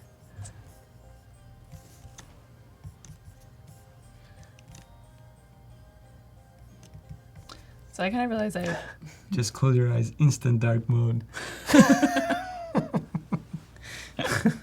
if someone could use it with their eyes closed, that'd be impressive. Oh my god. So I was thinking about like the interaction between these screens. So we have this home page, and then you go to the menu page.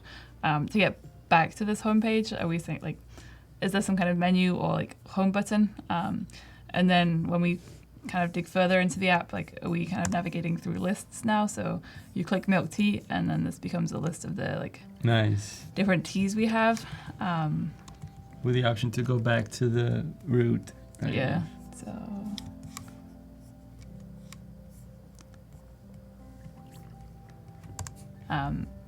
Yeah, so this would be a back button. And then when you select a tea, does that kind of become an overlay? So we still maintain like the heading, possibly the back, or does this kind of go all the way? Still trying to work through that. I think that through. Oh yeah, this is the wireframe part.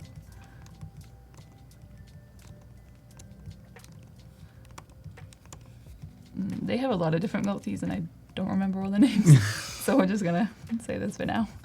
And then I think the location is really important because the menu changes per location. And so obviously, if this is an app, you're like could have location enabled, so we know like which store is closest to you, or at least kind of which area you're in. But I think keeping this confirmation that like you're ordering at the store, and this is the store that I go to the most. So. No pressure, 3 minutes. But again, this is just the wireframe portion of it. We spent a lot of time discussing the process, the plan, and now we're starting the wireframes. Just a little tip there. There's a wireframe kit that we have available. If you go to File, Get UI Kits, and then there you can access the wireframe one that has hundreds of assets there for you. Really useful. Thanks for all the feedback on the dark mode. I will bring this to the team, and we know the need. But again, I was telling Paula we have so much to do before we get there. But keep sending your feedback. This is great.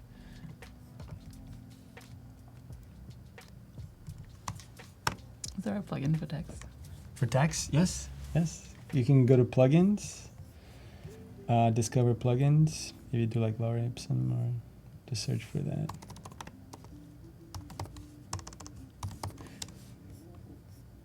Yeah, the first one there. So XD has close to 200 plugins now, and you can extend its functionality. It's this last button here. So now with that text selected, you can go there and accept. Depending on how much information. If you want more information, you can change that text to error text. Yes, click and drag, perfect.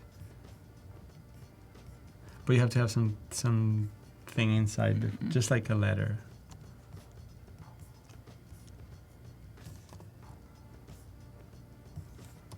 Yes. There we go. And there's a lot of plugins there for you to extend XD's functionality. I was like, that's a lot of text, but it's pretty big font size. All right, 1 minute. And it will be portfolio review time.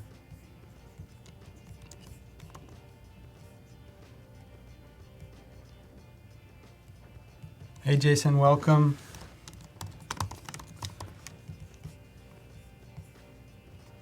The better UX into just a bottom bar with the cart. There's a suggestion for you from Rodrigo. Wouldn't it be better UX to introduce a bottom bar with the cart and the other sections? By a bottom bar, like the navigation, I assume. Kind of like, is this, do you think this is what they mean? I don't know, probably. Can you clarify that, Rodrigo, please? And then we can look at it tomorrow. We have 10 seconds for our portfolio review. Also, make sure you go to Discord. There's a lot of good conversations happening there for current challenges and future challenges. All right, so this is it. So let's watch a short video and we'll be right back.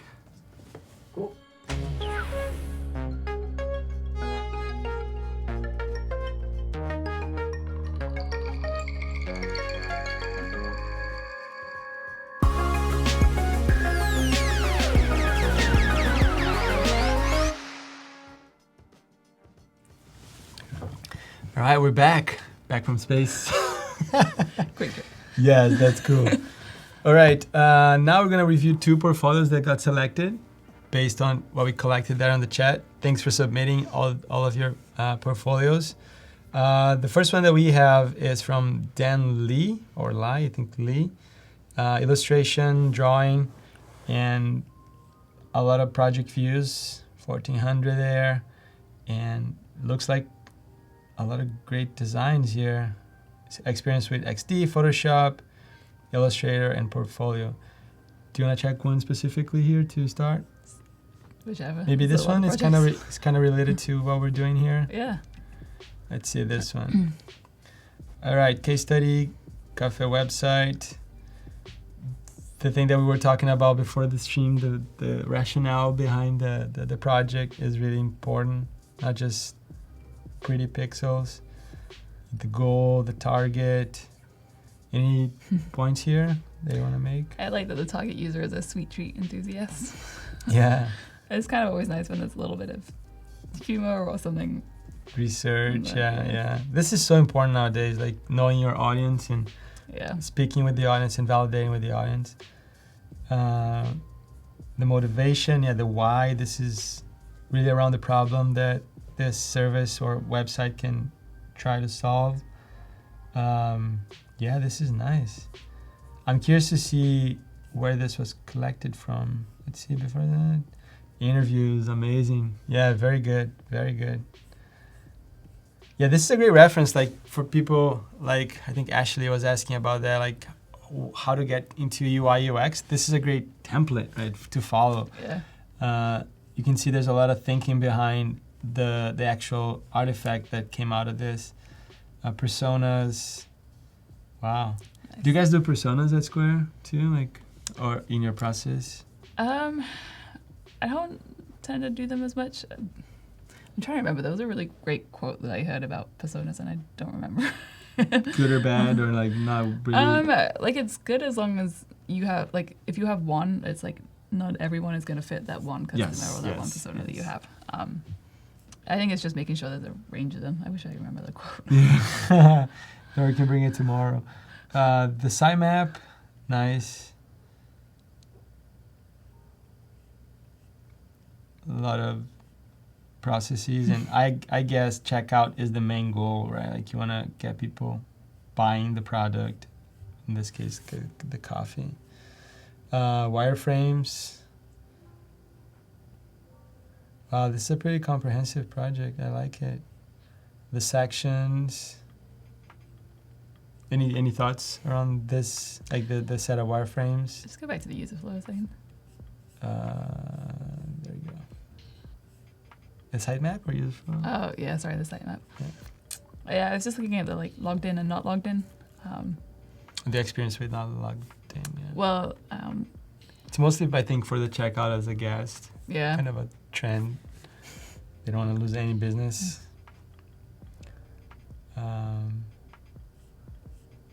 Cool, and then the wireframes. This is probably like tags. Yeah, I mean, I look at these wireframes and I feel like I have a sense of what the website's going to look like, and I have an idea of what you're trying to achieve and what like you're creating here. So it's good. Yeah, I'm a huge fan of this idea of like adding to sections, adding items to sections in a very clean way and easy, like to understand. It's really, you can see some hierarchy there, like of areas, and you could see how it would grow if they had more sections or like different kind of like points that they want to make about the product on the right. And then social channels and all that, UX details. Wow. This is a lot of information. Yeah. This is impressive. Great job. Yeah, maybe it is great, really, really well done. But I don't know how far. Again, it really goes back to how much time you have, how much budget you have to invest. And I'm a big fan of also like testing more than planning. Plan is really important, but if you can test something quick, so you don't, you learn as fast as you can before spending too much time on executing it, right? I do like the side-by-side comparison of like the old to the new and what they improved. Yeah. The evolution, really nice. You can see a lot more spacing too. Like the product is probably the best like hook. Like you wanna get people wanting to leak the screen. Like this is perfect, right? And make it bigger. Yeah, make that desire happen. Visual design. In terms of execution, font choice, what do you think? I think it's consistent with the brand, like the color palette, the photos, the imagery that you have. I think the presentation it's all consistent. Like I get a sense of who your customer is, like what type of store this is. I think it's good. Nice. Any feedback to make it better?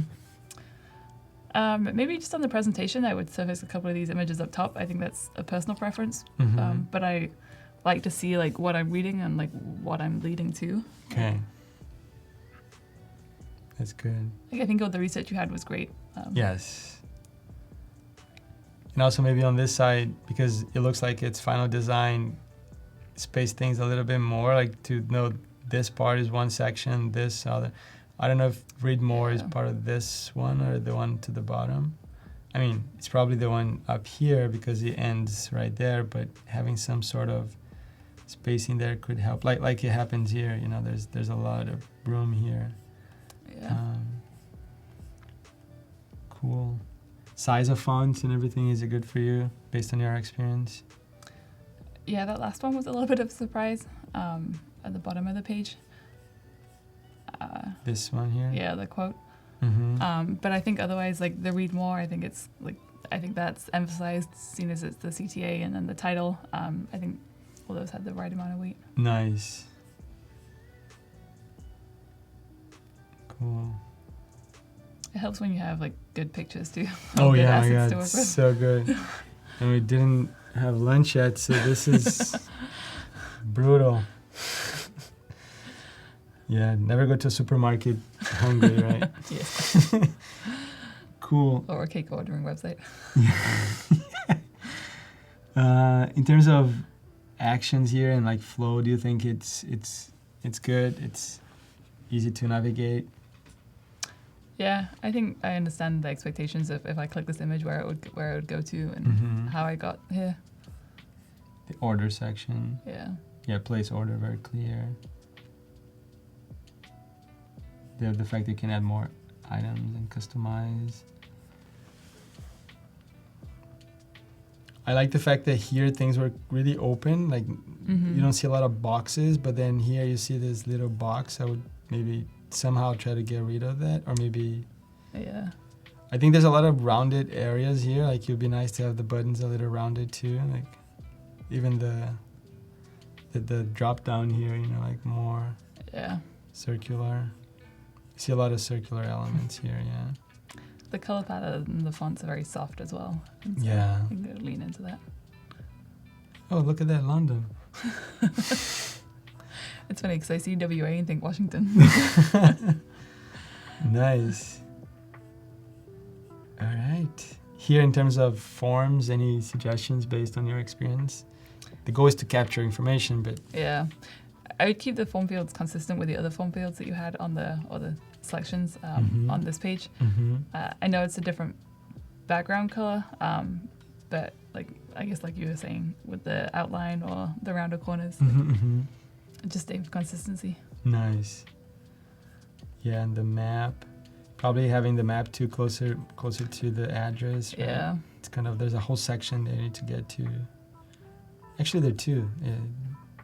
Yeah. And with maps too, I wouldn't be afraid to like make it smaller and then have them open up a larger map as opposed to trying to fit the Show map exactly on the where page. it is. Yeah. Because normally in terms of the experience, people would tap here and then launch like Google Docs or something. No, Google Maps. Google Docs, I'm opening all the time. Google Maps or Apple Maps, yeah.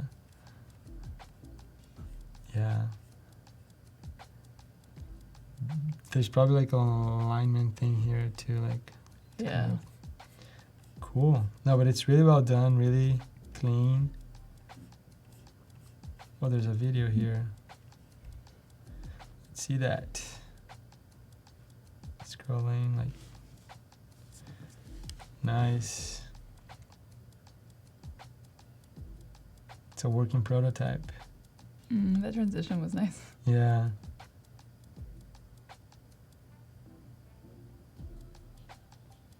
I like how the plus sign changed to the minus, like little subtle.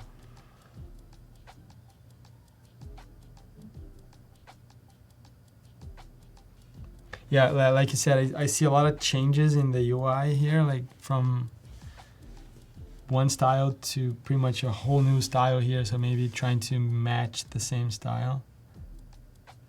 One idea here could be creating a design system, right, to define like basic elements and reuse those elements. I think that will create that consistency that's kind of missing. Perfect, so this is perfect. Any other feedback before we jump to the other one? No.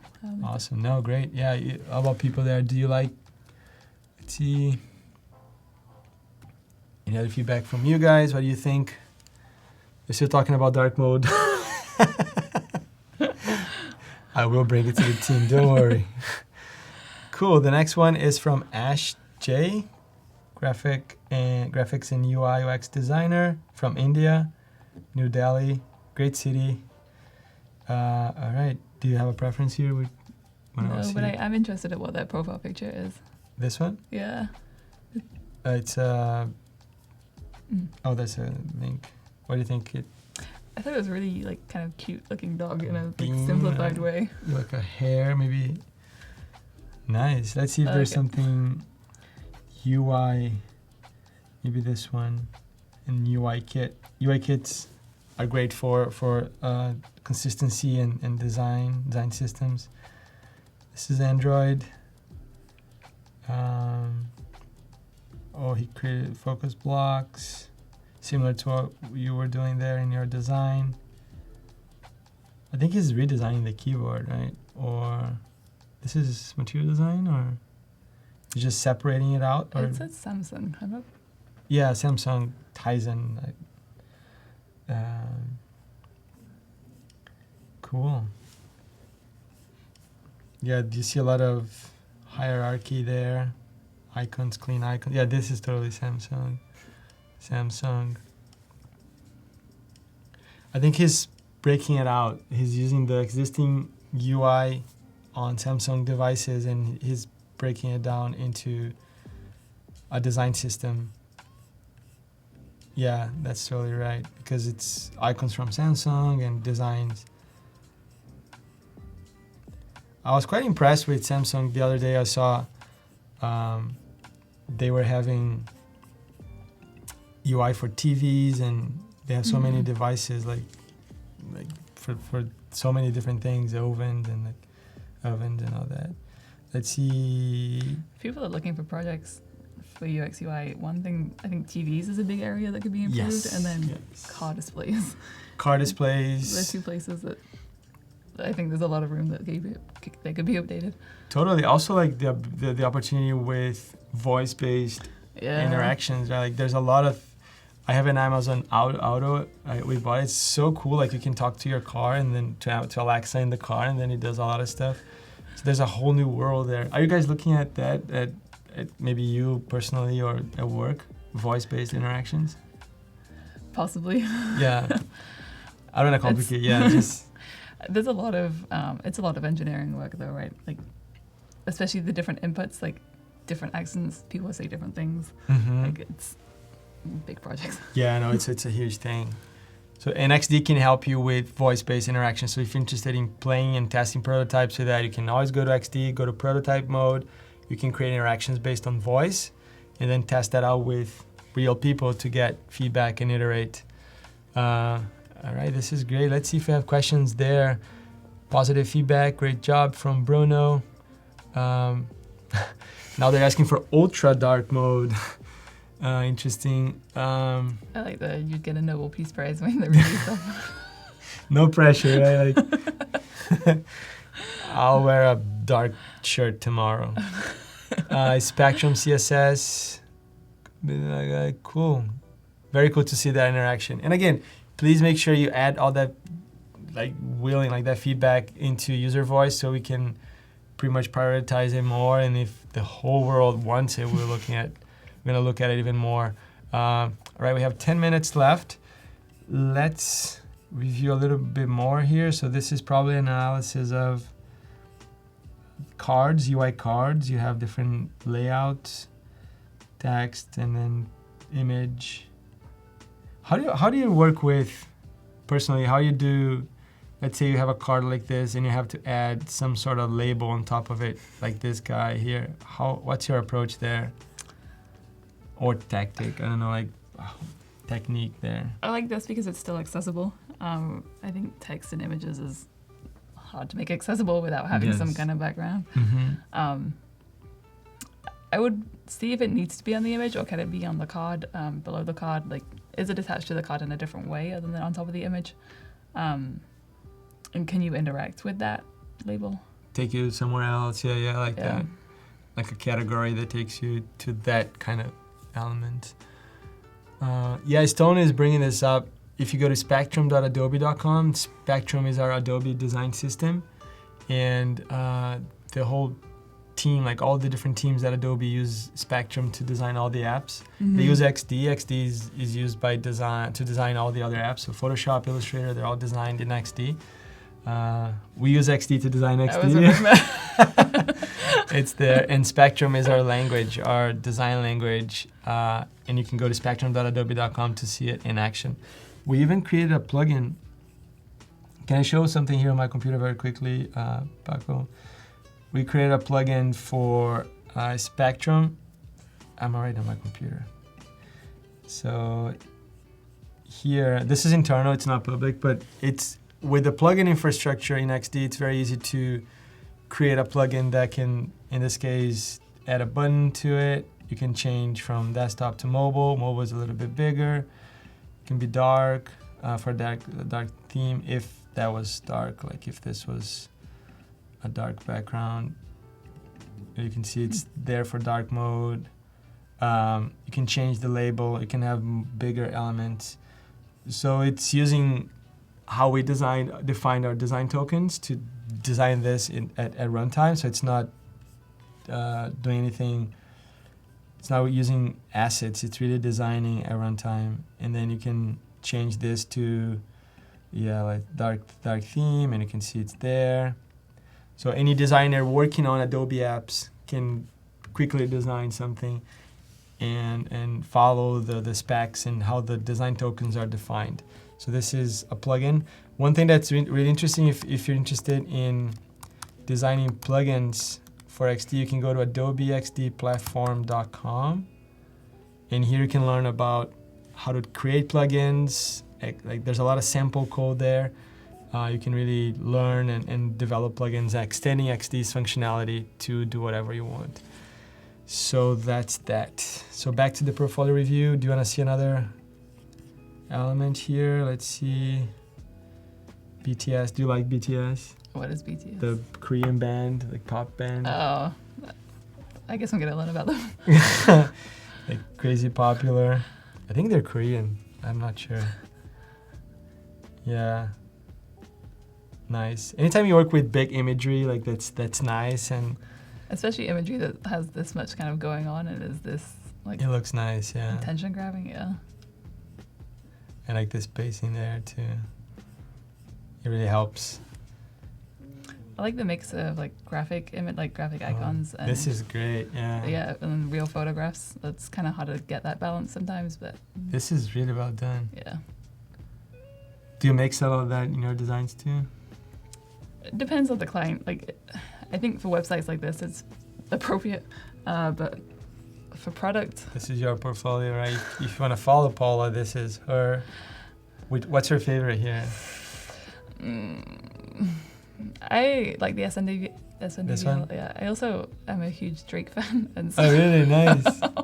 I also kind of still like that project. That was my first time learning After Effects too. So This is when it's not available?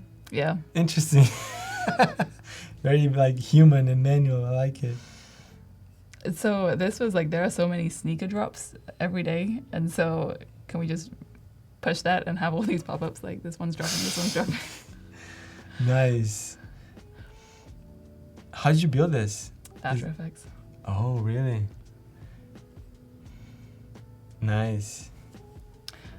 I also left some of my old projects on my Behance, so you can kind of see my progression like over the years learning. The latest is up here. Yeah, the oldest is This down one? there. Yeah. I don't know how long I'll leave them there, but I can see, like you said, print design and all that. They Yeah. evolved, and that's good. I think it shows your thinking and how you evolved as a designer. Yeah, this is so nice, so beautiful. Yeah, rounded buttons, very similar to Adobe style. Like it's popular, very cool. I told her every time I see her design, I see a grid. Like right here, I can see a grid. But she said she doesn't do a lot of grids. It's probably her brain. How do you organize your information there now that we have 4 minutes? Do you want to share how you organize and space things out? Maybe as a last tip for people there. honestly, I just eyeball it, which is I know it's not. I know Really? people are really like pixel perfect and count every pixel, and it has to be multiple of 4, but I don't know. Sometimes it probably takes a longer to eyeball it because I'm like, oh, that doesn't quite look right, and it'd be quicker to measure it, but yeah. Yeah, interesting. No, that's good to know. I'm always curious. Personally, I'm curious to see that. Can we get back to her computer? Like, let's wrap up and recap what we did today. So, just recap here. We only have 4 minutes left. So we're answering questions. We're getting your feedback and adding it here to the design. The plan is. Do you want to recap what the plan is for today and for tomorrow? Yep. So this wireframe, like building out these wireframes some more so that we have this flow clear. So from this home screen to like this menu to ordering, and then even to checkout, and then the confirmation that you've checked out and that you've ordered an item, and then building out those visuals and making a prototype from that, so that you can actually kind of click through it, interact with it, see how it transitions, see what we're missing. It's hard to get everything first time, so I'm sure there'll be places where like you can't get back or something like that. So Nice. So tomorrow we're gonna get back here at the same time. We're gonna finalize with the high fidelity design and prototype for this.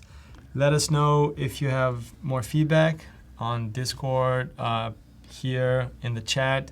We're always listening, and let's see if there's any burning question there besides dark mode. So my favorite XD extension is my first one that I discovered today, which is the Lorem Ipsum one. I would advise not using Lorem Ipsum, but it's good like just to get spacing on this, so I didn't have to find a description. But when you go into the visuals, like it should be. And plugins are really there to help you, again, not spend time with that little detail. Like you can really move fast and keep going instead of spending time there. I can say what's nice about it is like, oh, is there a quick way to do this? And it's like, yeah, there was a quicker way to do this. So the plugins help. Oh yeah, and there's 200 plugins. I don't know all of them. I need to spend more time there, but there's a lot of great plugins for bringing text from Google Sheets and plugins to import images from Adobe Stock. There's a ton like for accessibility, like Stark, that can help you test your contrast, test your for color blindness. There's a lot of very useful plugins. Integrations with Slack, Microsoft Teams. There's a whole world of extensions there. So, and again, if you have ideas, suggestions for plugins, let us know. # Adobe XD. We're always looking for feedback, and I think that's pretty much it. Thank you very much. I'll see you guys tomorrow at the same time. Thank you. Thank you, Paula. Thank you.